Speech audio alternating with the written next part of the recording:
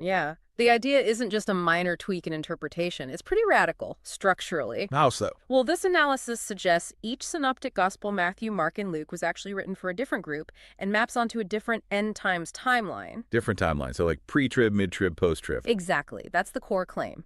Instead of blending them into one story, we're supposed to see three distinct paths. Huh. So we usually read them as, complementary accounts of Jesus' life. But this source says, for prophecy, they're separate blueprints.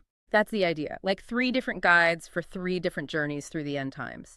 And they argue that the common tradition, leaning heavily on Matthew, gives us only one part of that map.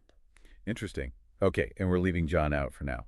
Yes, the source reserves John for what they call the second revelation. We'll stick to the synoptics today. Got it. So how do we decode this? Where do we see these differences?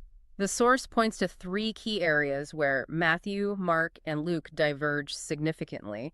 Jesus' final words on the cross, the robe he wore during the mocking, and his very last instructions and how he departed. Subtle differences, but they argue these hold the key. Precisely. These details, often glossed over, are supposedly the markers identifying which group belongs to which timeline. Okay, let's dive in. Where do we start? The cross. Let's start right there, at the crucifixion. It's maybe the most powerful example. When you look closely, the final words aren't quite the same across the Gospels. Right. I know Matthew and Mark are very similar.